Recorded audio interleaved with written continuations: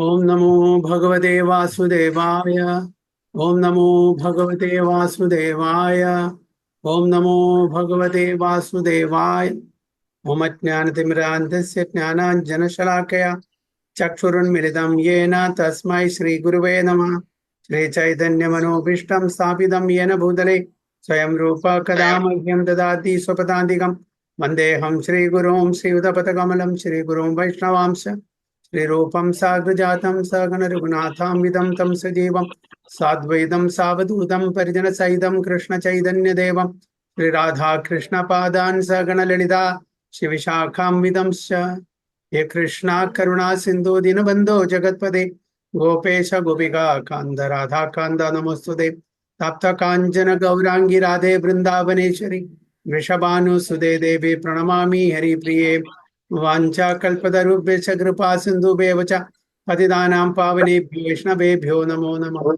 नमः ओं विष्णुपादाय कृष्णपृष्ठाय भूतले श्रीमते भक्तिवेदान्त स्वामिने नामिने नमस्ते सारस्वती देवे गौरवाणी प्रचारिणे निर्विशेष शून्यवादी पाश्चात्य देश तारिणे। जय श्री कृष्ण चैतन्य प्रभु नित्यानंद श्री अद्वैत गदाधर श्रीवासादि गौर भक्त वृंदा। हरे कृष्णा कृष्ण कृष्ण हरे हरे हरे राम राम राम हरे हरे। गुरुवे गौरचंद्राय राधिकाय तदालये कृष्णाय कृष्ण भक्ताय तद्भक्ताय नमो नमः। हरे कृष्ण हरि ओम तत्सत्. നമ്മൾ വായിക്കാൻ പോകുന്നത് മുകുന്ദമാല സ്തോത്ര കുലശേഖര ആൾവാരുടെ. ഇന്ന് ശ്ലോകം 18 വായിക്കാം.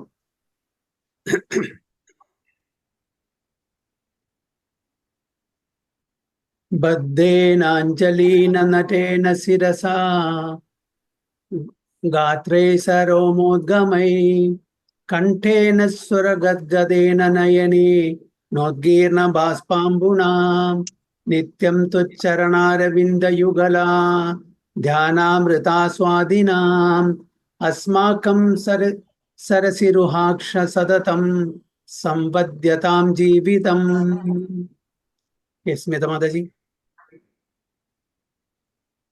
ഹരേ കൃഷ്ണ. ഭക്തേനാഞ്ജലീന നദേന ശിരസാ തത്രൈഃ സ്വരമോദ്ഗമൈ കണ്ഠേന സ്വരത്യർച്ചദേന നയനേന ബാഷ്പാംബുധാ പുനാം നിത്യം ത്വച്ചരണാരവിന്ദയുഗളാ ധ്യാനാമൃതാ സ്വാദിനാം അസ്മാകം സരസീരുഹാക്ഷ സതതം സമ്പദ്യതാം ജീവിതം. Hare Krishna Prabhu. Hare Krishna. Hari Bol. O lotus-eyed Lord, please sustain our lives as we constantly relish the nectar of meditating on your lotus feet. With our palms prayerfully joined, our heads bowed down, our bodily hair standing up in jubilation, voices choked with emotion, and our eyes flowing with tears. ഇത് കുലശേഖര ആൾവാർ ഭഗവാന്റെ ആ ഭംഗിയെ, സൗന്ദര്യത്തെ വർണ്ണിച്ച് ആ പാതാരവിന്ദത്തില് നമസ്കരിച്ച് ഒരു അഷ്ടസാത്വിക വികാരത്തിലെത്തുന്നുള്ള ഒരിതാണ്. ഒരു പരമഭക്തൻ, ശുദ്ധഭക്തൻ ഭഗവാന്റെ ഈവൻ അർച്ചവിഗ്രഹം കാണുമ്പോൾ, ഒരു ഫോട്ടോ കാണുമ്പോൾ, ഭഗവാന് ബന്ധപ്പെട്ടിട്ടുള്ള എന്തെങ്കിലും കാണുമ്പോൾ ഉടനെ അവർക്ക് എക്സ്റ്റാറ്റിക് കണ്ടീഷൻ എറപ്റ്റ് ചെയ്യും അല്ലേ. ഒരു ശുദ്ധഭക്തന്റെ സ്ഥിതിയാണ് അവിടെ പറയുന്നത്. നമ്മളിന്നും ആ തരത്തിൽ എത്തിയിട്ടില്ല എങ്കിലും നമ്മളെ പതുക്കെ പതുക്കെ പ്രാക്ടീസ് ചെയ്യുമ്പോൾ നമുക്കും ആ ഒരു തലത്തിലേക്ക് എത്താൻ പറ്റുമെന്ന് നമുക്ക് ആശ്വസിക്കാം. സോ ഓ ലോട്ടസ് ഐഡ് ലോർഡ്, ഓക്കെ, എന്നാണ് ഭഗവാന്റെ ഓരോ അംഗത്തിനെയും ലോട്ടസിനോടാണ് കമ്പയർ ചെയ്തിരിക്കുന്നത്, താരതമ്യം. കാരണം ലോട്ടസ് ആണ് ഏറ്റവും ഒരു ഭൗതിക തലത്തില് ഒരു ഫ്ലവറിലെ ഏറ്റവും കൂടുതൽ ഭംഗിയുള്ളത്. അതിന്റെ കളറ്, അതിന്റെ ടെക്സ്ചർ, അതിന്റെ സോഫ്റ്റ്നെസ്, ടെൻഡർനെസ് ഒക്കെ അത്രയും ഇതാണ്. അപ്പൊ ഭഗവാനെ കമ്പയർ ചെയ്യാൻ, ഭഗവാന്റെ അംഗത്തെ കമ്പയർ ചെയ്യാൻ വേറെ ഒന്നും ഇല്ല. അതുകൊണ്ടാണ് material world lotus eye, lotus hand, lotus feet അല്ലെ, ലോട്ടസ് നേവൽ, ലോട്ടസ് ലിപ്സ്, അങ്ങനെ എല്ലാം ലോട്ടസിനോടാണ് കമ്പയർ ചെയ്യുന്നത്. ലോട്ടസ് ഐ ലോഡ്, അരവിന്ദാക്ഷൻ അല്ലെ, lotus eye Lord. Please sustain our lifes as we constantly relish the nectar of meditating on your lotus feet. അപ്പോൾ നമ്മളുടെ meditation ഇവിടെ നമ്മളെല്ലാം ഭഗവാന്റെ ലോട്ടസ് ഫീറ്റിലാണ് ആശ്രയം ആഗ്രഹിക്കുന്നത്. നമ്മള് പൂർണ്ണമായിട്ടും ഭഗവാനെ ശരണം പ്രാപിക്കുമ്പോൾ എവിടെയാണ് ലോട്ടസ് ഫീറ്റ്? ഭഗവാന്റെ അർച്ചവിഗ്രഹം കാണുമ്പോഴും നമ്മൾ എവിടുന്ന് തുടങ്ങണം? ലോട്ടസ് ഫീറ്റ് തുടങ്ങണം. ലോട്ടസ് ഫീറ്റ്, പിന്നെ ലോട്ടസ് നേവൽ, ലോട്ടസ് ചെസ്റ്റ്, പിന്നെ മുഖാരവിന്ദം. അങ്ങനെ നമ്മൾ ഇവൻ ഒരു ക്ഷേത്രത്തിലെ അർച്ചവിഗ്രഹം കാണുമ്പോഴും അങ്ങനെയാണ് അതിന്റെ ഓർഡർ. പക്ഷെ നമുക്ക് ചില ക്ഷേത്രങ്ങളിൽ പോകുമ്പോൾ അതിനുള്ള സമയമൊന്നും കിട്ടില്ല. ഒരു ഫ്യൂ സെക്കൻഡ്സ് നമുക്ക് കിട്ടുള്ളൂ.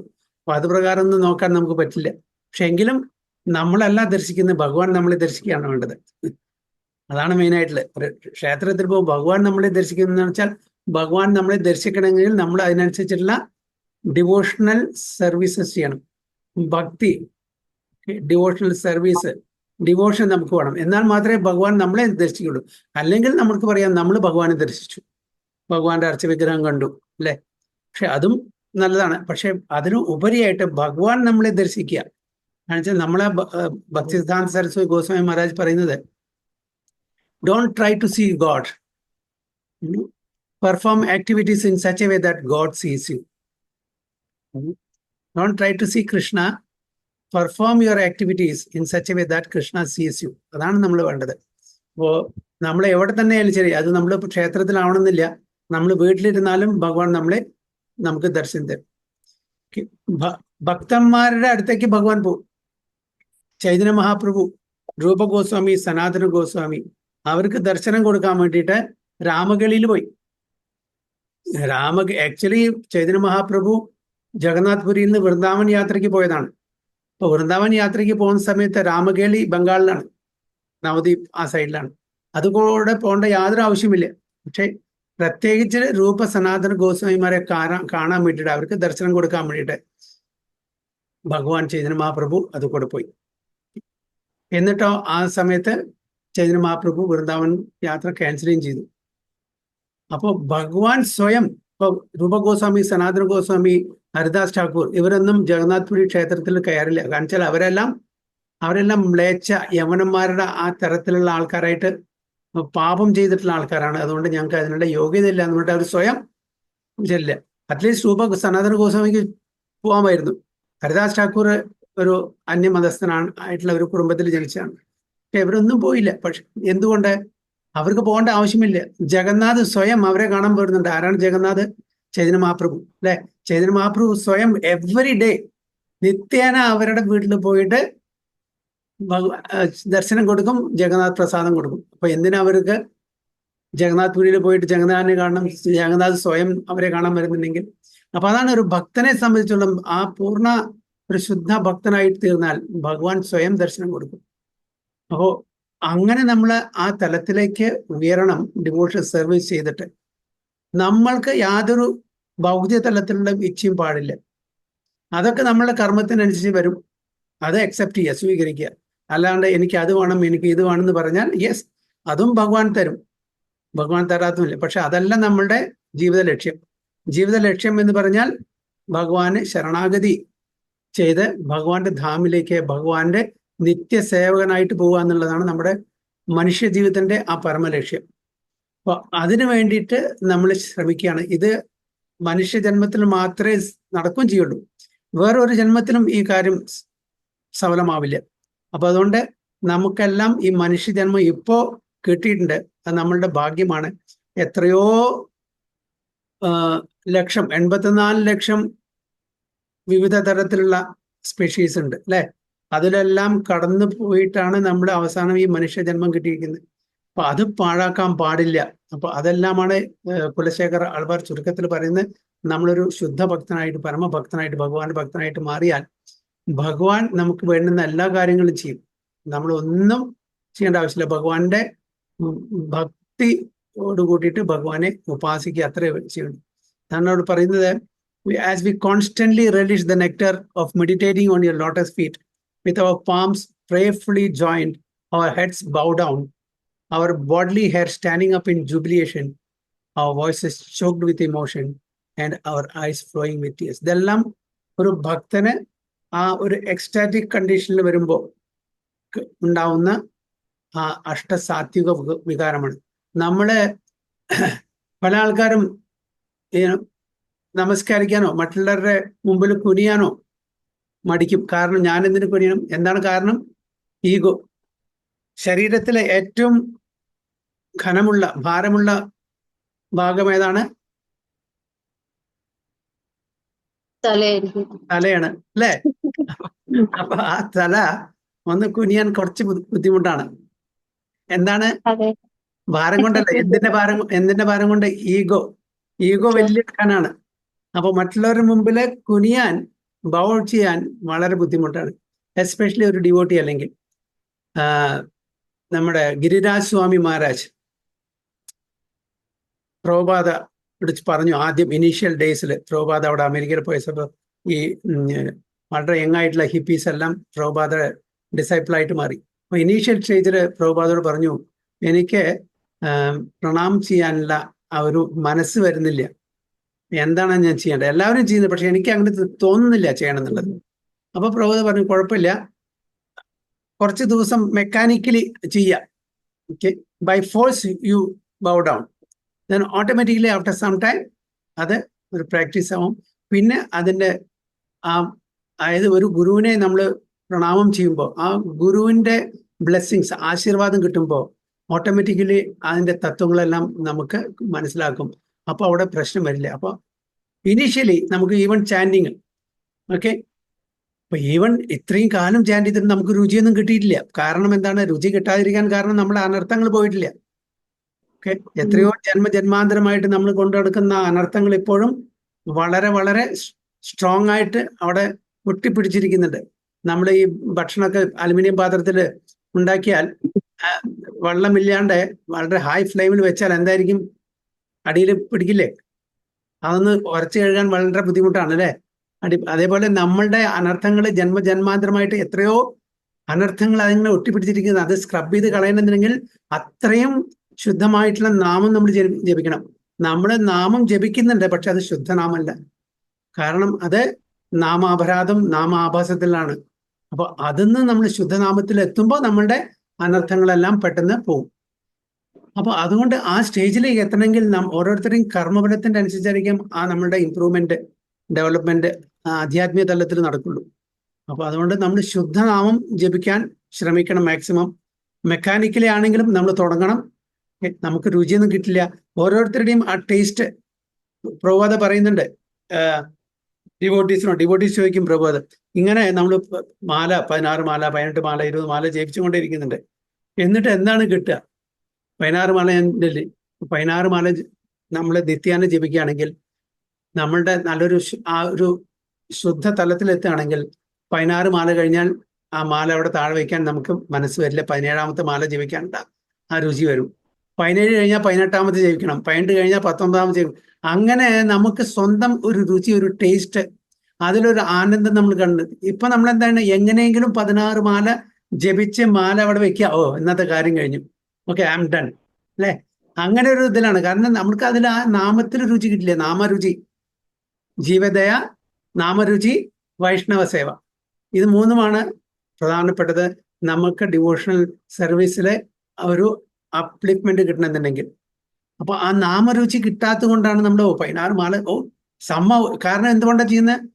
ഇപ്പൊ ഞാനൊക്കെ ചെയ്യുന്നത് ഔട്ട് ഓഫ് ഡ്യൂട്ടിയാണ്. കാരണം എന്താണ് ഔട്ട് ഓഫ് ഡ്യൂട്ടി പറഞ്ഞാൽ? നമ്മൾ ഗുരു മഹാരാജിന് വാക്ക് കൊടുത്തിട്ടുണ്ട്, പ്രതിജ്ഞ കൊടുത്തിട്ടുണ്ട്, എവറി ഡേ 16 റൗണ്ട്സ് മാല ഹരേ കൃഷ്ണ മഹാമന്ത്രം ചൊല്ലാമെന്നുള്ളത്. അപ്പോൾ അതുകൊണ്ട് ഔട്ട് ഓഫ് ഡ്യൂട്ടിയാണ് നമ്മൾ ചെയ്യുന്നത്, not out of taste, not out of രുചി, not out of love. Okay, നമ്മൾ നാല് തലത്തിലാണ് നമ്മുടെ ഓരോ കാര്യങ്ങൾ ചെയ്യുക. Out of fear, out of duty, out of desire, out of love. അപ്പൊ നമ്മൾ ഏത് തലത്തിലേക്ക് ഉയരണം? Out of love. നമ്മൾ ചെയ്യുന്നത് എന്തും ഭഗവാനെ പ്രീതിപ്പെടുത്താനാണ്. അതിൽ എത്ര കഷ്ടപ്പാട് വന്നാലും ശരി. ഒരു അമ്മ തൻ്റെ ചെറിയ കുഞ്ഞുങ്ങളെ പോറ്റി വളർത്തുന്നത് ഔട്ട് ഓഫ് ലവ് ആണ്, out of duty and out of love ആണ്. കാരണം അവിടെ എത്ര തന്നെ കഷ്ടപ്പാട് ഉണ്ടെങ്കിലും ശരി, അമ്മ രാത്രി ഉറക്കൊഴിച്ചിട്ട് പാമ്പറൊക്കെ മാറ്റി എല്ലാം ക്ലീൻ ചെയ്ത് എല്ലാം കുട്ടി പരിചരിക്കുന്നു അല്ലേ? കുട്ടി കുറച്ച് വലുതായാലോ അത് നടക്കില്ല. അപ്പൊ ഒരു ഇൻഫൻസി സ്റ്റേജില് കാണിച്ചാൽ ആ കുട്ടി ടോട്ടലി അമ്മയെ ഡിപ്പെൻഡ് ചെയ്ത് ജീവിക്കുന്നു. അപ്പൊ അവിടെ യാതൊരു എക്സ്പെക്ടേഷനും ഇല്ലാണ്ട് അമ്മ ആ കുട്ടിയെ പരിചരിക്കുന്നു. അതേപോലെ നമ്മളും യാതൊരു എക്സ്പെക്ടേഷനും ഇല്ലാതെ നമ്മൾ ഭഗവാനെ സ്നേഹിക്കണം. ആ ഒരു പ്രീതിയാണ് നമുക്ക് ഡെവലപ്പ് ചെയ്തെടുക്കേണ്ടത്. അതിന് ശുദ്ധനാമം തന്നെ വേണം. ആ ശുദ്ധനാമം ആ തലത്തിൽ എത്തണമെങ്കിൽ നമ്മുടെ അപരാധങ്ങൾ ഇല്ലാതിരിക്കണം. അപ്പൊ ഇവിടെ നമുക്ക് ആ ഒരു വലിയൊരാളുടെ മുമ്പിൽ തല കുനിക്കാൻ തന്നെ നമുക്ക് നമ്മളുടെ തലക്കണം അല്ലെ, ഈഗോ അനുവദിക്കുന്നില്ല. പക്ഷെ നമ്മൾ വിചാരിക്കണം we are nothing, we are not even a speck of the dust in this creation. പക്ഷെ പല ആൾക്കാരും ഞാൻ ആരോ ആണ് എന്നുള്ള ആ ഒരു അഹങ്കാരം, അഹംഭാവം ഉണ്ടായിരിക്കും. അപ്പോൾ അതൊന്നും നമ്മൾ ഒരു ചെറിയൊരു വൈറസ് വന്നപ്പോ നമ്മൾ കണ്ട 3-4 വർഷം ഇല്ലേ, ഒന്നും പിടിച്ചെടുക്കാൻ പറ്റില്ല. അപ്പൊ അതാണ് നമ്മുടെ സ്ഥിതി. ഇപ്പൊ നമ്മൾ ആ അങ്ങനത്തെ ആൾക്കാരാണ് ഞാൻ എന്തൊക്കെയാണെന്ന് വിചാരിക്കുന്നത്. അപ്പൊ നമ്മളെ വലിയ വലിയ ആൾക്കാരുടെ, ഭക്തന്മാരുടെ മുമ്പിൽ അവരെ കുനിയണം, അവരുടെ ആശീർവാദം മേടിക്കണം, അനുഗ്രഹം മേടിക്കണം. എന്നാൽ നമുക്ക് എല്ലാം ഓസ്പീഷ്യസ്നെസ്, മംഗളകരമായിട്ടുള്ള കാര്യങ്ങളെ നടക്കുള്ളൂ. ഒരിക്കലും നമ്മൾ വിചാരിക്കുന്നത് ഞാൻ എന്തോ ആണ്, ഞാൻ ആരോ ആണ്, ആ ഒരു തലത്തിൽ ഒരിക്കലും ചിന്തിക്കാൻ പാടില്ല. എസ്പെഷ്യലി നമ്മുടെ ഈ ഡിവോട്ടീസിന് മുമ്പ്. ഡിവോട്ടീസ് പറഞ്ഞാൽ സീനിയർ ഡിവോട്ടീസ്, ആചാര്യന്മാര്, ഗുരുജനങ്ങള്, ഇവരെല്ലാം പറയുന്നില്ലേ, തദ്വിധി പ്രണിപാതേന പരിപ്രശ്നേന സേവയ ഉപദേക്ഷന്തി തേ ജ്ഞാനം ജ്ഞാനിന തത്വദർശിന. തത്വദർശികളാണ് അവരല്ല, സാധാരണ ആൾക്കാരല്ല. അവരെ സാധാരണ ഒരു കാഷായ വസ്ത്രത്തിലോ അല്ലെങ്കിൽ ഹൈഫൈ ഒന്നും അറിയിക്കില്ല, അങ്ങനെ കാണുന്നുമെങ്കിലും കൂടിയിട്ട് അവരുടെ റിയലൈസേഷനാണ് അവരുടെ. അവർ ഏതൊരു സാഹചര്യത്തിലും അവര് സന്തോഷിക്കുന്നു, അവർ ആനന്ദിക്കുന്നു. ഈ ഭൗതിക തലത്തിലുള്ള ഒരു യാതൊരു ആവശ്യം അവർക്കില്ല. പലതും കിട്ടിയാൽ കഴിക്കും, ഇല്ലെങ്കിൽ കഴിക്കില്ല. അപ്പൊ വൃന്ദാവനത്തിലുള്ള കുറെ ബാബാജിമാരുണ്ട്, അവരിങ്ങനെ മെന്റിക്കൻസായി സാധുവായിട്ട് നടക്കുന്നു. പരമഭക്തന്മാരാണ്. നമുക്ക് കാണുമ്പോൾ നമുക്കൊന്നും മനസ്സിലാവില്ല, പരമഭക്തന്മാരാണ്. അവരെവിടെയെങ്കിലും വീട്ടില് ഭിക്ഷ അയച്ചിട്ട് 1-2 റൊട്ടി കിട്ടിയാൽ കഴിക്കും, കിട്ടിയില്ലെങ്കിൽ കഴിക്കൂല. യാതൊരു നിർബന്ധവുമില്ല. ഭഗവാന് പൂർണ്ണമായിട്ട് സമർപ്പണം ചെയ്തിട്ടുള്ള ഡിവോട്ടീസ് ആണ്. അപ്പൊ അവരെല്ലാം ഹൈലി എലിവേറ്റഡ് പേഴ്സണാലിറ്റീസ് ആണ്, എക്സോൾട്ടഡ് ഡിവോട്ടീസ് ആണ്. അപ്പൊ അവരുടെയൊക്കെ അനുഗ്രഹം കിട്ടിയാൽ മാത്രമേ നമുക്ക് അതേപോലെ എന്താ പറയാ, കുറച്ചെങ്കിലും ഒരു അഡ്വാൻസ്മെന്റ് സ്പിരിച്വലി നടക്കുള്ളൂ. അപ്പോ ഇതാണ് പറയുന്നത്, bow down our bodily hair standing up in jubilation, രോമാഞ്ചം അല്ലെ. നമുക്ക് അങ്ങനെ ആ ഒരു വികാരം വരുമ്പോ ഈവൻ ഭൗതിക തലത്തിലും അങ്ങനെ രോമാഞ്ചം സംഭവിക്കണ്ട. ഇവിടെ അതല്ല പറയുന്നത്, ഇവിടെ ഒരു ഭക്തന് കിട്ടുന്ന രോമാഞ്ചമാണ്. Our voice choked with emotion. അപ്പൊ ശരിക്ക് നമ്മളുടെ വാക്കുകൾ വരില്ല, റോട്ടെല്ലാം ചോക്കപ്പ് ആവും. And our eyes flowing with tears.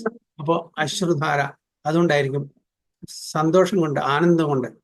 ഇതാണ് ഇവിടെ കുലശേഖര ആൾവാർ പറയുന്നത്. So A devotee finds full satisfaction in reverently worshiping his Lord, appreciating his personal features. ഒരു ഭക്തൻ വളരെ ആദരവോട് കൂടിയിട്ടാണ്, അത്രയും സമ്മാനം കൊടുത്തിട്ടാണ് ഭഗവാനെ കാണുന്നു, ഭഗവാനെ സ്തുതിക്കുന്നു. ഭഗവാന്റെ ആ സൗന്ദര്യം, പേഴ്സണൽ ഫീച്ചർ, ശ്യാമസുന്ദർ അല്ലെ, ഭഗവാന്റെ ആ ത്രിഭംഗ ലളിതമായിട്ടുള്ള ആ ശ്യാമസുന്ദരമായിട്ടുള്ള ആ രൂപം കാണുമ്പോൾ ഒരു ഭക്തന് ഉണ്ടാവുന്ന ഒരു ആനന്ദം, അത് പറഞ്ഞറിയിക്കാൻ പറ്റില്ല. അതാണ് ഇവിടെ പറയുന്നത്. Devotee finds full satisfaction reverently worshiping Lord, appreciating his personal features. ഭഗവാന്റെ ആ പേഴ്സണൽ ഫീച്ചേഴ്സിനെ അപ്രീഷിയേറ്റ്, ഗ്ലോറിഫൈ ചെയ്തിട്ട്, സ്തുതിച്ചിട്ട്. ഒരുപാട് സ്തുതികളുണ്ട് ഭാഗവത്തിലും അല്ലാതെയും. അതെല്ലാം ഭഗവാന്റെ പേഴ്സണൽ ഫീച്ചേഴ്സിനെ സ്തുതിച്ചിട്ടുള്ളതാണ്. അതൊക്കെ നമ്മൾ റിസൈറ്റ് ചെയ്യുമ്പോൾ, ആ ശ്ലോകങ്ങളൊക്കെ റിസൈറ്റ് ചെയ്യുമ്പോൾ നമുക്ക് അറിയാതെ തന്നെ ഒരു സന്തോഷം നമ്മുടെ മനസ്സിലുണ്ടാവും. And while wrapped in worshipping the Lord, a Vaishnava does not worry much about his own sustenance. അങ്ങനെ ഭഗവാന്റെ കാര്യത്തിൽ ഇടപെട്ട് ജീവിക്കുമ്പോൾ, ഭഗവാനെ സ്തുതിച്ച് നമ്മൾ ജീവിക്കുമ്പോൾ, നമ്മളുടെ പേഴ്സണലായിട്ടുള്ള കാര്യങ്ങളിലും നമ്മൾ അത്ര കാര്യമില്ല, അതിന് ഇമ്പോർട്ടൻസ് കൊടുക്കില്ല. അതെല്ലാം നമ്മളുടെ കർമ്മഫലത്തിന്റെ അനുസരിച്ചിട്ട്, ഭഗവാന്റെ അനുഗ്രഹത്തിന്റെ അനുസരിച്ച് അത് താനെ നടന്നു പോയിക്കോളും. അതിന് ഇമ്പോർട്ടൻസ് കൊടുക്കേണ്ട ആവശ്യമില്ല. ഭഗവാനെ പ്രീതിപ്പെടുത്തിയാൽ തീർച്ചയായിട്ടും ഭഗവാൻ തന്റെ ഭക്തന്മാരെ കൈവടിയില്ല അല്ലെ. നമേ ഭക്ത പ്രണശ്യതി, അർജുനോട് ഭഗവാൻ പറയാൻ പറഞ്ഞു. തന്റെ ഭക്തന്മാര് ഒരിക്കലും നശിക്കില്ല. അപ്പോൾ നമ്മൾ ഭഗവാന് പൂർണ്ണമായിട്ടും ആ ശരണാഗതി പ്രാപിച്ചാൽ ഭഗവാന്റെ ഭക്തന്മാരെ ഭഗവാൻ നോക്കാതിരിക്കൂ. സംരക്ഷിക്കാതിരിക്കുമോ? തീർച്ചയായിട്ടും അല്ലേ? So in modern cities by contrast earning one's livelihood has become an exaggerated endeavor that takes one's full energy day and night, leaving no time left for God except perhaps on Sunday, the day of rest. അപ്പോൾ നമ്മളുടെ ഇന്നത്തെ കാലത്ത് നമുക്ക് ഒന്നിനും സമയമില്ല. എല്ലാം വളരെ ബിസിയാണ്, എല്ലാവരും ബിസിയാണ്.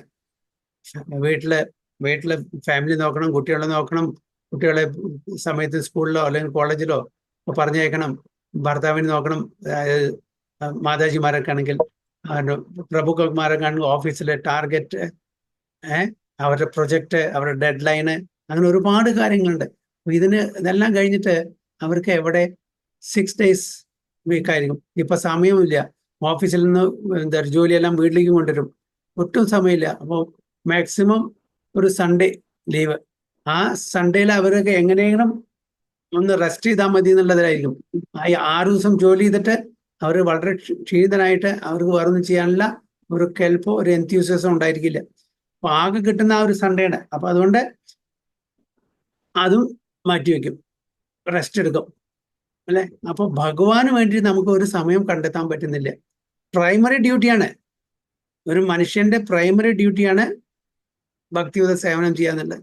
പക്ഷെ അത് നമ്മൾ ലാസ്റ്റ് ഓപ്ഷൻ ആയിട്ടാണ് വെക്കുന്നത് ഇന്നത്തെ കാലത്ത്. ഞാൻ സാധാരണ ആൾക്കാരുടെ കാര്യം പറയുന്നത്, ഇന്നത്തെ കാലത്ത് അത് ലാസ്റ്റ് ഓപ്ഷനാണ്. സമയമുണ്ടെങ്കിൽ ചെയ്യാം, പക്ഷെ അവിടെ സമയമില്ല. ബാക്കി നമ്മുടെ ഭൗതിക തലത്തിലുള്ള കാര്യങ്ങൾ തന്നെ ചെയ്തു തീർക്കാൻ സമയമില്ല. പിന്നെ എങ്ങനെ ബാക്കി ഭഗവാന്റെ കാര്യങ്ങൾ? പക്ഷെ നമ്മളെല്ലാം ഭാഗ്യവന്മാരാണ്. പ്രഭുപാദരെ ആ ഒരു അനുഗ്രഹം കൊണ്ട് നമുക്ക് പല കാര്യങ്ങളും, പല ഡിവോഷൻസ് ആക്ടിവിറ്റീസും ചെയ്യാനുള്ള ആ ഒരു ഉത്സാഹമുണ്ട്, അതിനുള്ള സമയം നമ്മൾ കണ്ടെത്തുന്നുണ്ട്. എത്രയോ ആൾക്കാർ, എല്ലാവരും ജോലി ചെയ്യുന്ന ആൾക്കാരാണ് അല്ലെ. അത് മാതാജിമാരായാലും ശരി, പ്രഭുക്കളായാലും എല്ലാവരും ജോലി ചെയ്യുന്നുണ്ട്. അതിൻ്റെ ഇടയിലും എങ്ങനെയെങ്കിലും അവർ കമ്മിറ്റ് ചെയ്തിട്ടുള്ള ഒരു 16 മാല ചൊല്ലും, ഡെയിറ്റി വർഷിപ്പ് ചെയ്യും, ഭഗവത്ഗീത ഭാഗവതം വായിക്കും, സത്സംഗം ചെയ്യും, എല്ലാ ഫെസ്റ്റിവൽസും അറ്റൻഡ് ചെയ്യും, റെഗുലർ പ്രോഗ്രാംസ് അറ്റൻഡ് ചെയ്യും. ഇതൊക്കെ നമ്മൾ ചെയ്യുന്നുണ്ട്. അപ്പൊ നമ്മൾ എത്രയോ ഭാഗ്യന്മാരാണ് സാധാരണ ആൾക്കാരെ കമ്പയർ ചെയ്യുമ്പോൾ. അപ്പൊ അത് നമ്മളുടെ ഒരു ഭാഗ്യം തന്നെയാണ്. ഈ കലികാലത്തിലും ഇങ്ങനെ ചില ആൾക്കാർ ഉണ്ടല്ലോ എന്ന്. ചില ആൾക്കാർ, നിങ്ങൾ എങ്ങനെ സമയം കണ്ടെത്തുന്നു, നിങ്ങൾക്ക് എവിടുന്ന് ഇതിന് സമയം കിട്ടുന്നു ആൾക്കാർ ചോദിക്കും. അല്ലെ, ഇത്രയും ബിസി ലൈഫില് ഓരോന്നിനും നമ്മൾ എത്ര സമയം കണ്ടെത്തണം അല്ലെ. അതിൻ്റെ ഇടയിലും ഭഗവാന്റെ ആ ഭക്തി സേവനത്തിൽ നമ്മൾ ഏർപ്പെടുന്നുണ്ടല്ലോ ചില ആൾക്കാർ അത്ഭുതത്തോടുകൂടി ചോദിക്കാറുണ്ട്. ഇതെല്ലാം നമ്മളുടെ കഴിവല്ല. എഗെയിൻ ഇത് ഭഗവാന്റെ അനുഗ്രഹമാണ്, ഭഗവാന്റെ ഭക്തന്മാരുടെ അനുഗ്രഹമാണ്. അവരുടെ അനുഗ്രഹത്തിന് മാത്രമേ നമുക്ക് ഇതെല്ലാം ചെയ്യാൻ പറ്റൂ, അല്ലാണ്ട് സ്വന്തം പ്രയത്നം കൊണ്ടല്ല ഇത് ചെയ്യുന്നത് നമ്മൾ മനസ്സിലാക്കുമ്പോൾ. So the Vedic philosophy teachers that the top priority in life should be reawakening our relation with the Lord. അപ്പോൾ നമ്മളുടെ ടോപ്പ് പ്രയോറിറ്റി എന്താണ്? നമ്മളും ഭഗവാനും തമ്മിലുള്ള ആ ബന്ധം പുനഃസ്ഥാപിക്കുക, റീഅവൈക്കൻ ചെയ്യുക. ഇപ്പോൾ അത് മറഞ്ഞു പോയിരിക്കുകയാണ്, മായ കൊണ്ട് മറഞ്ഞു പോയിരിക്കുക. അപ്പോൾ ആ മായയെ അകറ്റിയിട്ട് നമ്മൾ വീണ്ടും അതിനെ പുനഃസ്ഥാപിക്കുക. അതാണ് നമ്മളുടെ. അതുകൊണ്ടാണല്ലോ നമ്മൾ ഭൗതിക ലോകത്തിൽ വന്നു പെട്ടത്. നമ്മൾ ഭഗവാനെ മറന്നു. ഭഗവാനെ മറന്നിട്ടില്ലായിരുന്നെങ്കിൽ നമ്മൾ ഈ ഭൗതിക ലോകത്തിൽ വരില്ല. അപ്പോൾ അത് നമ്മൾ പുനഃസ്ഥാപിക്കുകയാണ് വേണ്ടത്. അതിന് വേണ്ടിയിട്ടാണ് ഈ മനുഷ്യജന്മം നമുക്ക് കിട്ടിയിരിക്കുന്നത്. Therefore, a sensible man should never allow himself to get so wrapped up in his material duties that they sap all his energy and kill his desire for salvation. ഒരിക്കലും നമ്മുടെ പൂർണ്ണമായിട്ടുള്ള സമയവും എനർജിയും ഭൗതിക തലത്തിലുള്ള കാര്യങ്ങൾ ഇൻവെസ്റ്റ് ചെയ്യാതെ ഭഗവാന്റെ കാര്യങ്ങളും കൂടി നമ്മൾ താല്പര്യം കാണിക്കണം. ഇല്ലെങ്കിൽ നമ്മുടെ ഈ മനുഷ്യ ജീവിതത്തിന്റെ ആ ലക്ഷ്യം സഫലീകരിക്കാൻ പറ്റില്ല, പൂർത്തീകരിക്കാൻ പറ്റില്ല. Srila Bhaktivinoda Thakur, who was both a great Vaishnava and a responsible magistrate in the Indian government, said that we should balance our material and spiritual needs, but that we should favor the later. അപ്പോൾ ഭക്തിവിനോദ് ഠാക്കൂർ ആരാണ്? ഭക്തി സിദ്ധാന്ത സരസ്വതി ഗോസ്വാമി മഹാരാജിന്റെ അച്ഛൻ, നമ്മുടെ ശ്രീല പ്രഭുപാദരെ പരം ഗുരു, 7th Goswami എന്നറിയപ്പെടുന്ന മഹാഭക്തൻ അല്ലെ. അദ്ദേഹമാണ് ആദ്യമായിട്ട് ചൈതന്യ ചരിതാമൃത, അതായത് ചൈതന്യ മഹാപ്രഭുവിന്റെ teachings and precepts of lord Chaitanya എന്നുള്ള ബുക്ക് ആദ്യമായിട്ട് ഇന്ത്യയിൽ നിന്ന് പുറത്തേക്ക് അയക്കുന്നത് ഫസ്റ്റ് കനഡിയൻ യൂണിവേഴ്സിറ്റിയിൽ, പിന്നെ ജർമ്മനിയിൽ, അങ്ങനെ എല്ലാ യൂണിവേഴ്സിറ്റിയിലും അദ്ദേഹം അയച്ചു.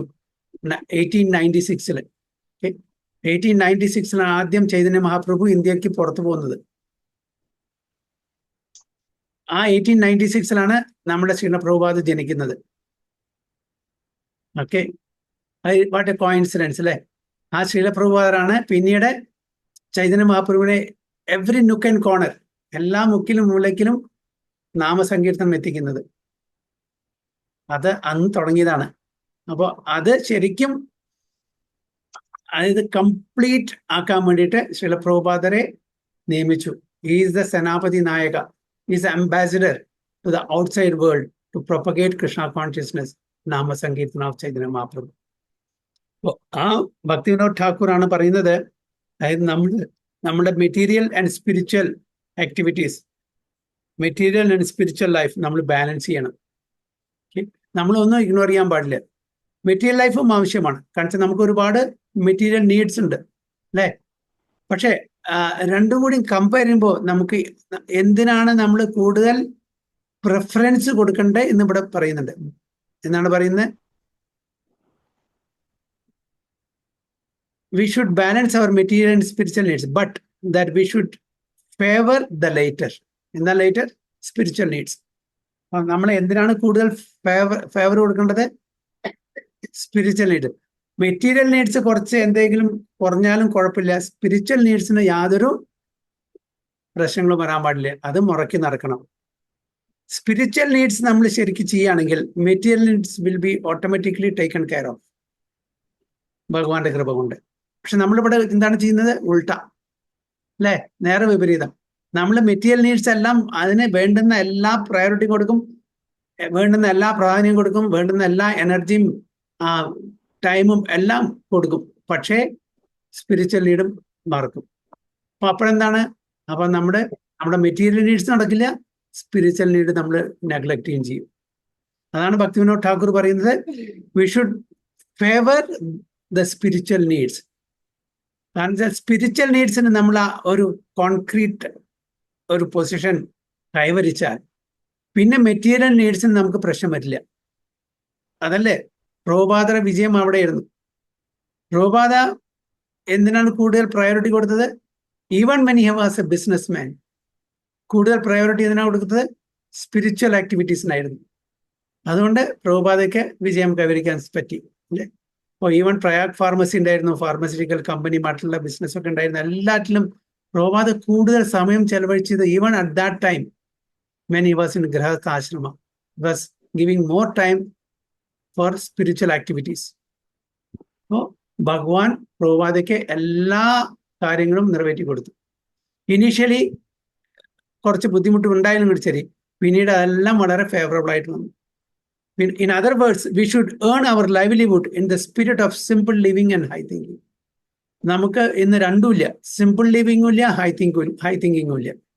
ഓക്കെ, നമ്മളെല്ലാം എത്രയും കൂടുതൽ ആർഭാടമായിട്ട് നമുക്ക് ജീവിക്കാൻ പറ്റുന്നു അത്രയും കൂടുതൽ ആർഭാടമായിട്ട് ജീവിക്കാൻ ശ്രമിക്കുന്ന ആൾക്കാരാണ്.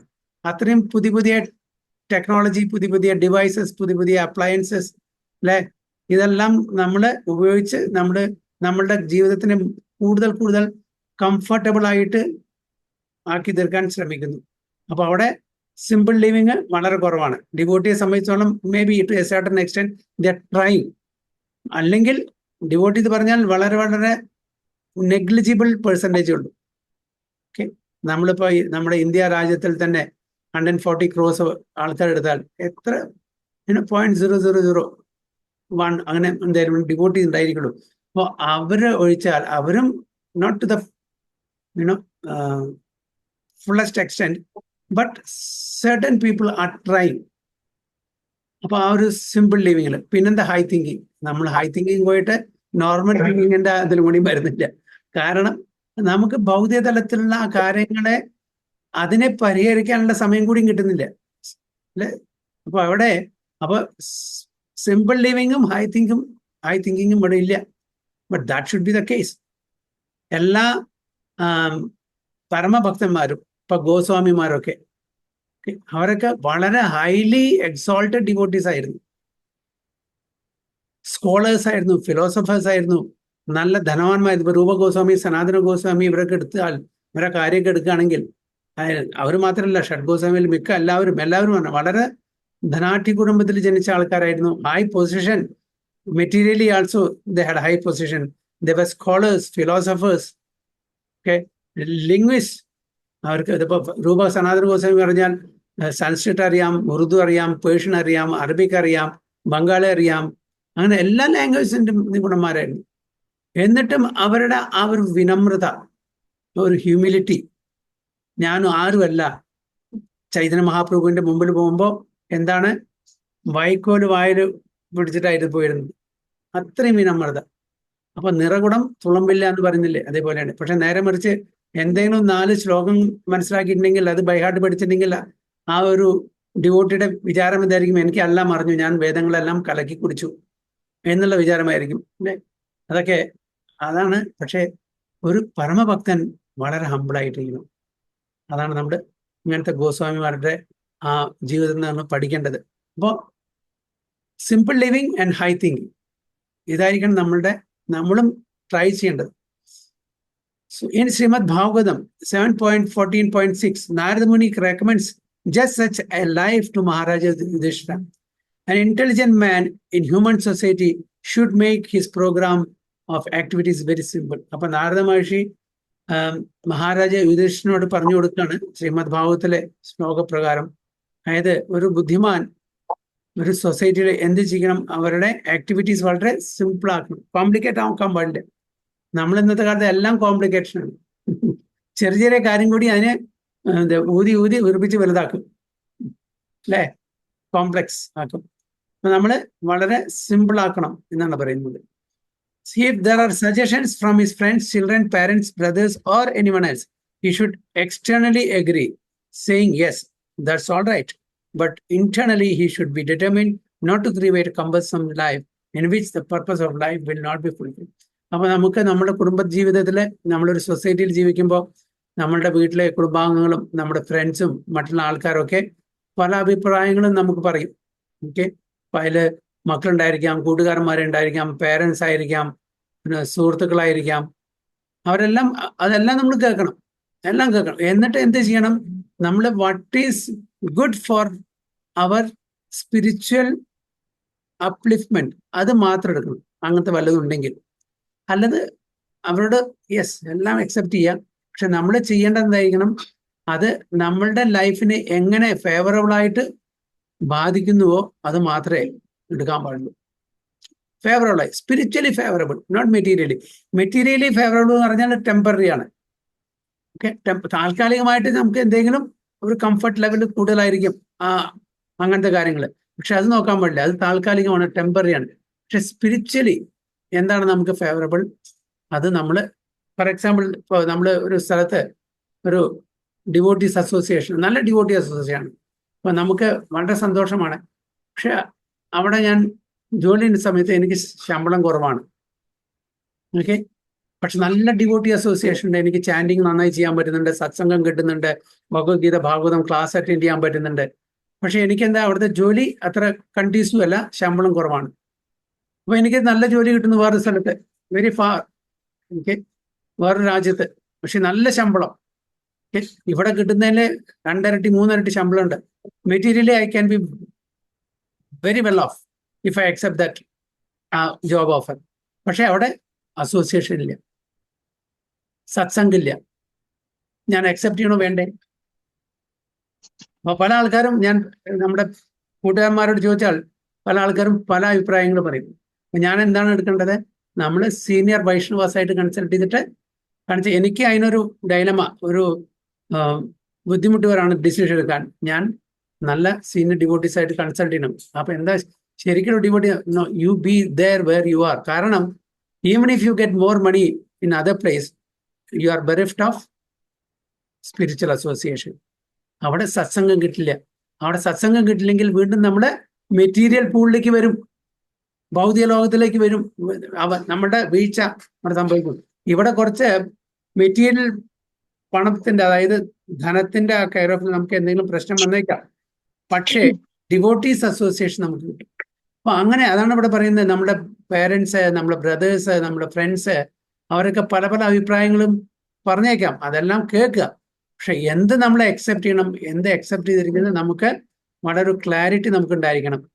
കാരണം നമ്മുടെ ആ ലൈഫ് എങ്ങനെ മുന്നോട്ട് കൊണ്ടുപോകണം, സ്പിരിച്വലി ഓറിയന്റഡ് ആയിട്ട് കൊണ്ടുപോകണമെന്ന് നമ്മൾ തീരുമാനിക്കണം. അപ്പൊ ഏതാണ് ഫേവറബിൾ, ഏതാണ് അൺഫേവറബിൾ എന്ന് മനസ്സിലാക്കിയിട്ട് നമ്മൾ അതിനനുസരിച്ചുള്ള തീരുമാനം എടുക്കണം എന്നാണ് ഇവിടെ പറയുന്നത്. ശ്രീമദ് ഭാഗവതത്തില് ആരെ പറയുന്നത്? നാരദമുനി മഹാരാജ യുധിഷ്ഠിരനോട് പറയുന്നത്.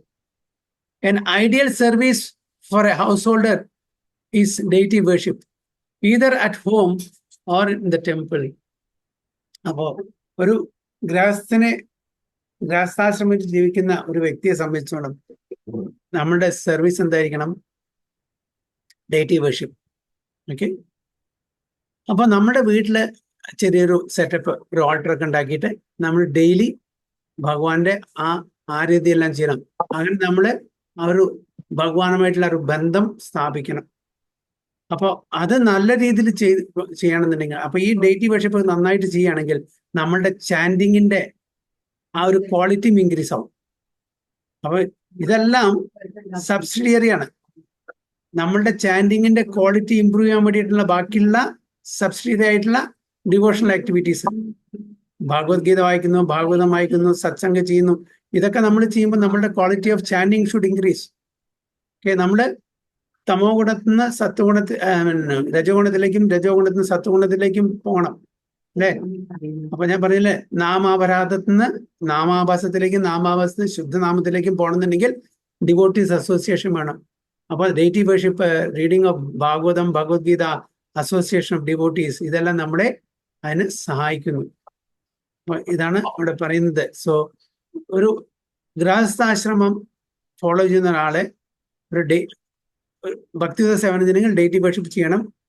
As one cleans the altar, cooks or dresses the deity, one should relish the nectar of meditating on the lotus feet, on Lord's lotus feet, as King Kulashekara says in this prayer. അപ്പോ ഭഗവാന്റെ ആ alter clean ചെയ്യുമ്പോൾ, ഭഗവാന് ശൃംഗാരം ചെയ്യുമ്പോൾ, ഭഗവാന് ഭോഗം ഉണ്ടാക്കുമ്പോൾ, ഇതെല്ലാം നമ്മൾ മെഡിറ്റേറ്റ് ചെയ്യാണ് ഭഗവാനില്. കുലശേഖർ ആൾവാർ അതാണ് പറയുന്നത്.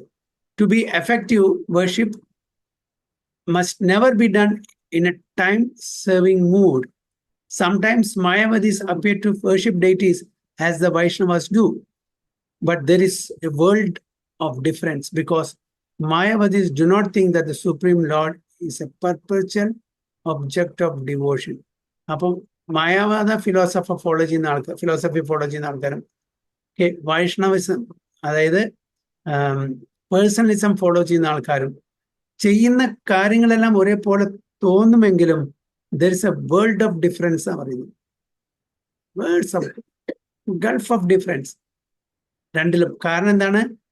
മായാവാദീസ് do not think that the supreme lord is a perpetual object of devotion. Mayavada philosophy follow ചെയ്യുന്ന ആൾക്കാരെ ഒരിക്കലും ഭഗവാന്റെ അർച്ചവിഗ്രഹത്തിനെ അല്ലെങ്കിൽ ഭഗവാനെ ഒരു പെർപെച്വൽ ഒബ്ജക്റ്റ് ഓഫ് ഡിവോഷൻ ആയിട്ട് കാണുന്നില്ല.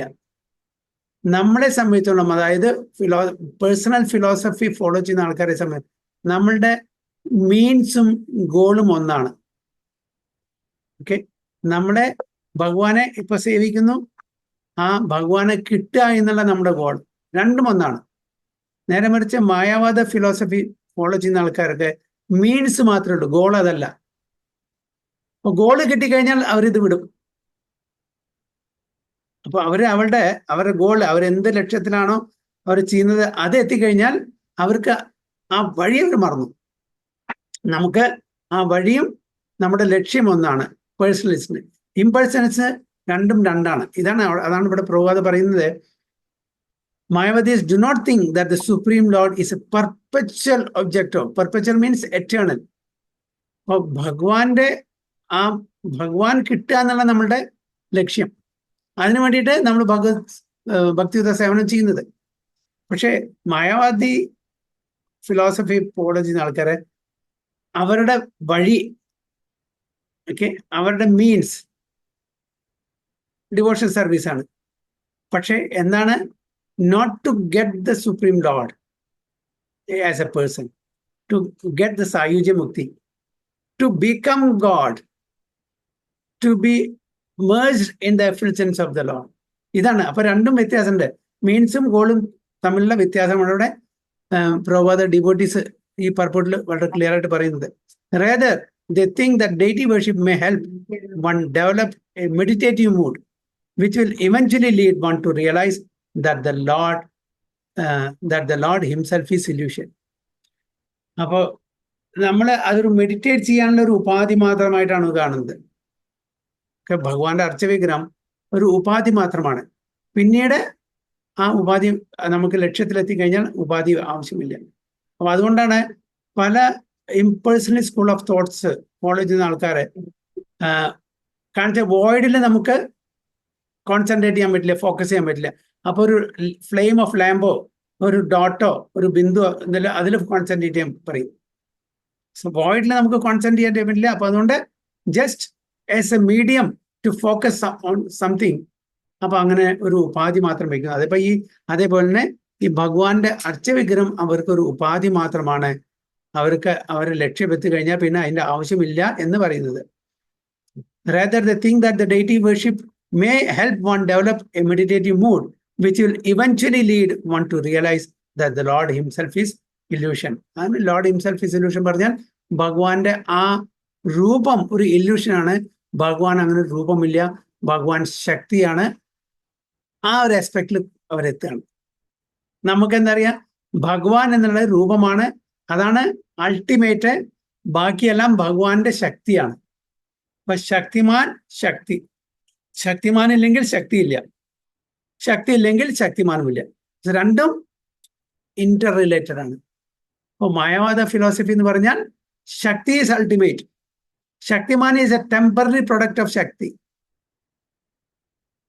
അതായത് ഭഗവാൻ Krishna is a product of Maya. ഇതാണ് അവരുടെ philosophy.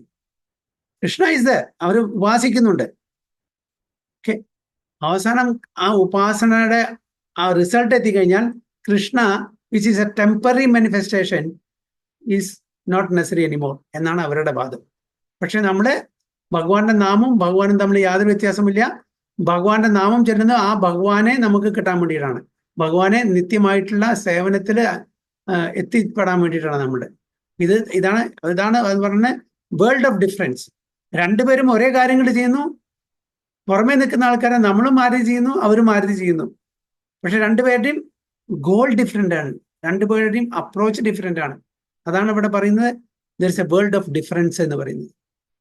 Then the worshipper merges with the impersonal Brahman. Ultimately ആ ഭഗവാനെ നമ്മൾ ധ്യാനിച്ച് ഭഗവാനെ മറന്നു, എന്നിട്ട് ഇംപേഴ്സണൽ ബ്രഹ്മനിൽ ലയിക്കാനുള്ള ആഗ്രഹത്തോടുകൂടി അവരതിൽ ചെന്ന് ലയിക്കുന്നു.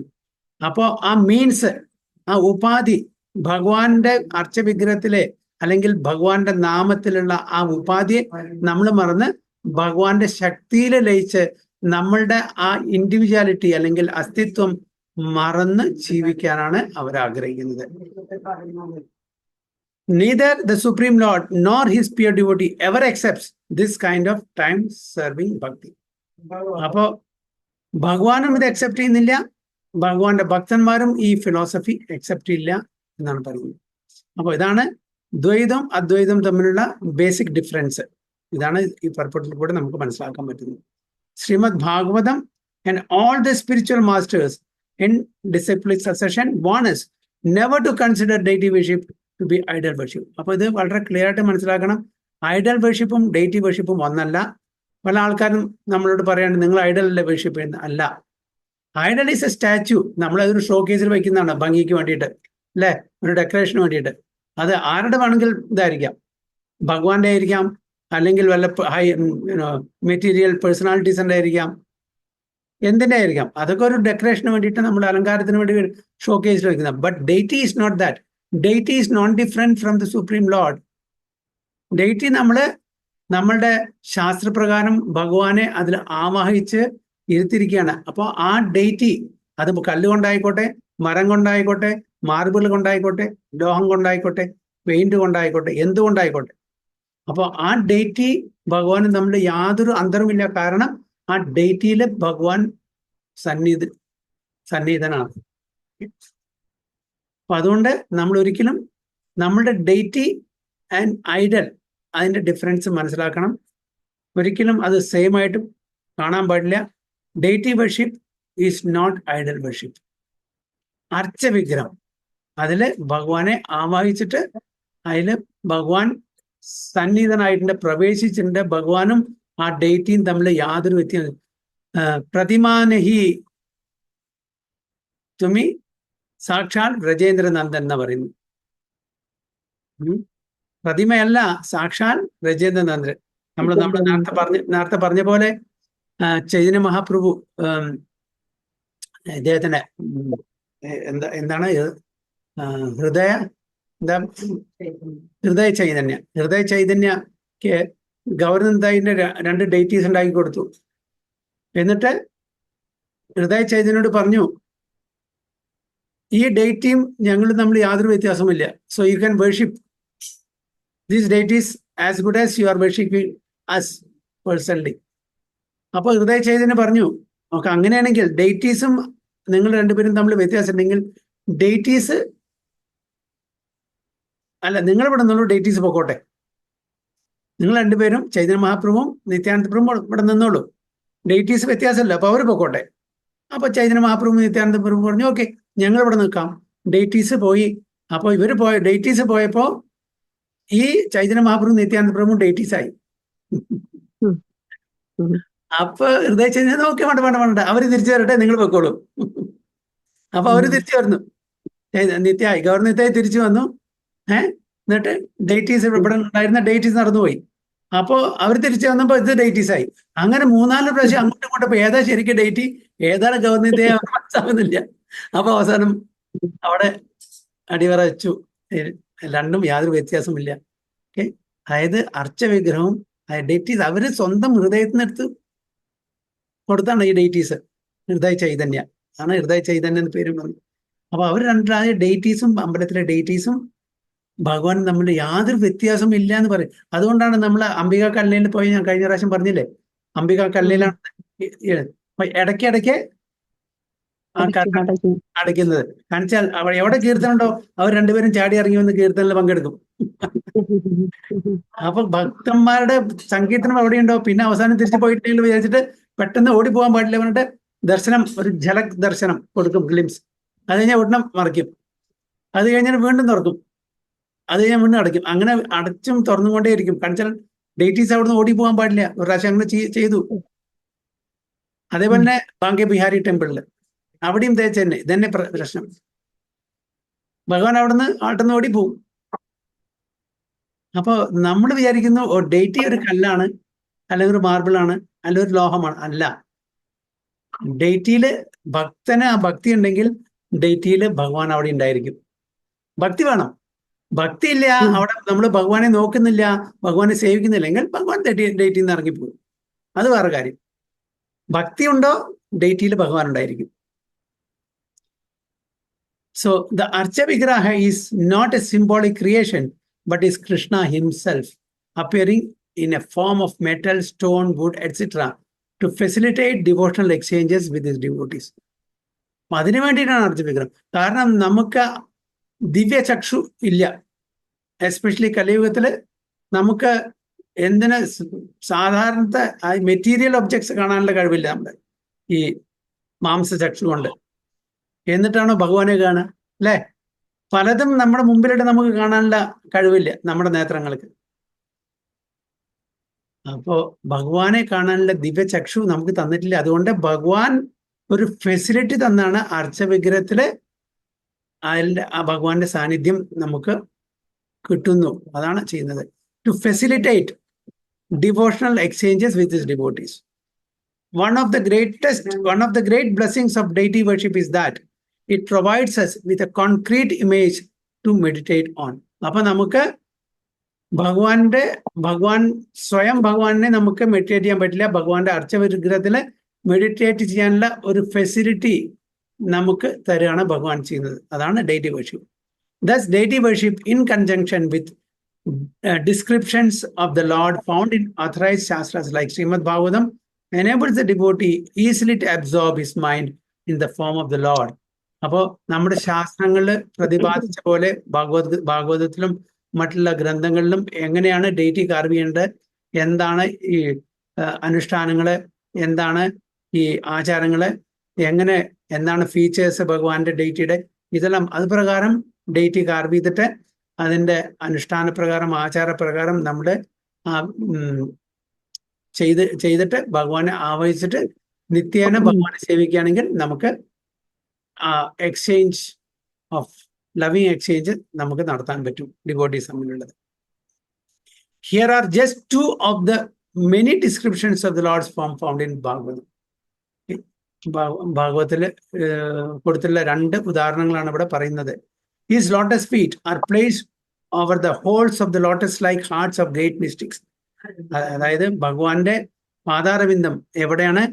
ലോട്ടസ്-ലൈക്ക് ഹാർട്ട്സ് ഓഫ് ഗ്രേറ്റ്, വലിയ വലിയ ഋഷിവര്യന്മാരുടെ ഹാർട്ടിൽ, ഹൃദയത്തിന്റെ ചെസ്റ്റിലാണ്.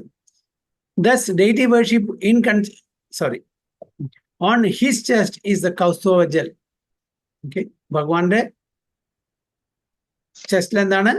കസ്തൂഭ മണി, engraved with a beautiful calf, and there are other jewels on his shoulders. His complete torso is garlanded with fresh flowers. Bhagavatam 2.2.10 ഭഗവാന്റെ ഇതിനെ പറ്റിയിട്ട് വർണ്ണിക്കുകയാണ്, ഭഗവാന്റെ രൂപത്തിനെ പറ്റിയിട്ട് 2.2.10 ഒന്ന് വീട്ടിൽ പോയിട്ട് നോക്കിയാൽ മതി എന്താണെന്ന്. Krishna's face is decorated with ornaments such as earrings resembling sharks. His ears are beautiful, his cheeks are brilliant, and his smiling face is attractive to everyone. ഓരോ അംഗത്തിനെയും ഇവിടെ വർണ്ണിക്കുകയാണ്. ഫേസ് ഡെക്കറേറ്റഡ് വിത്ത് ഓർണമെന്റ്. ഭഗവാൻ ഓർണമെന്റഡ് ആവുമ്പോൾ, ആഭൂഷണം നമ്മൾ ഭഗവാന് അണിയിക്കുമ്പോൾ, ഓക്കെ, ഓർണമെന്റ്സ്, ആ ഓർണമെന്റ്സിന്റെ പകിട്ട്, അതിന്റെ ഭംഗി കൂടുകയാണ് ചെയ്യുന്നത്. കാരണം അത് ഭഗവാന്റെ ദേഹത്താണ്. നമ്മൾ ആഭരണങ്ങൾ ധരിക്കുമ്പോൾ നമ്മളുടെ ഭംഗിയാണ് കൂടുന്നത്, അല്ലേ? ആ ഓർണമെന്റ്സ്, ആഭരണങ്ങൾ നമ്മളുടെ ഭംഗിയെ കൂട്ടുന്നു. നേരെ മറിച്ച് ഭഗവാൻ ഓർണമെന്റ്സ് ധരിക്കുമ്പോൾ, ആഭരണങ്ങൾ ധരിക്കുമ്പോൾ ഭഗവാന്റെ ദേഹത്തായതുകൊണ്ട് ആഭരണങ്ങളുടെ ഭംഗിയാണ് കൂടുന്നത്. ഭഗവാൻ even otherwise is so beautiful, അല്ലെ? ആഭരണത്തിന്റെ ആവശ്യമില്ല. ആഭരണങ്ങളാണ് അതിന്റെ വർണ്ണപ്പകിട്ടെല്ലാം കൂടുന്നത്. നമ്മൾ നേരെ വിപരീതമാണ്. നമ്മളുടെ ഭംഗി മേക്കപ്പ് കൊണ്ടാണ് നമ്മൾ ഭംഗി ആക്കുന്നത്. അല്ലെങ്കിൽ നമ്മൾ പെട്രോൾ ഒഴിച്ചിട്ട് പെട്രോളും കൊണ്ട് ക്ലീൻ ചെയ്താൽ എങ്ങനെയായിരിക്കും നമ്മളുടെ ഭംഗി നമുക്ക് അറിയാതെ എങ്ങനെയാണെന്ന്, അല്ലേ? അപ്പോൾ പക്ഷെ നേരെ മറിച്ച് ഭഗവാനെ even naturally so beautiful, so attractive.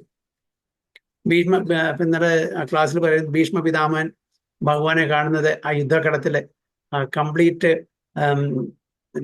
രഥങ്ങളുടെയും കുതിരകളുടെയും കുളമ്പെന്ന് വരുന്ന ആ ഡസ്റ്റ് എല്ലാം മേലെ ആവരണം ചെയ്ത് പെർസ്പിരേഷൻ, വേർപ്പ് തുള്ളികളാകരുത്, അത് കണ്ടിട്ടുള്ള ആ ഒരു ഭംഗിയുള്ള ആ രൂപം കണ്ടിട്ട് ഭീഷ്മ പിതാമഹൻ അത് വീണ്ടും വീണ്ടും ദർശിക്കാൻ സാധിക്കട്ടെ എന്ന് പറഞ്ഞിട്ട് പ്രാർത്ഥിക്കുകയാണ്. നേരെ മറിച്ച് നമ്മള് ഒരു മോട്ടോർ സൈക്കിളിൽ പോവാണ്, അപ്പോൾ മഴയും ചെളിയും എല്ലാം നമ്മുടെ ദേഹത്ത് വന്നാൽ നമ്മുടെ ഭംഗി കൂടുമോ അതോ നമ്മുടെ ഭംഗി കുറയോ? അപ്പൊ അതാണ് ഭഗവാന്. പക്ഷെ നമ്മളുടെ ഇതിന് വേണ്ടിയിട്ട് നമ്മൾ ഭഗവാനെ അങ്ങനെ ആഭരണങ്ങളൊക്കെ ഇതായിട്ട് ഭംഗി വർദ്ധിപ്പിക്കാൻ നമ്മൾ വിചാരിക്കുന്നു മാത്രം. So Krishna's face is decorated with ornaments such as earrings resembling sharks. His ears are beautiful, his cheeks are brilliant, and his smiling face is attractive to everyone. Whoever sees Lord Krishna sees a festival. His face and body are fully satisfying for everyone to see, but the devotees are angry at the Creator for the disturbance caused by the momentary blinking for the eyes. So, every day is a festival. Every step is a dance. Every word is a song in Goloka Vrindavan. അപ്പൊ അതാണ് every it is here.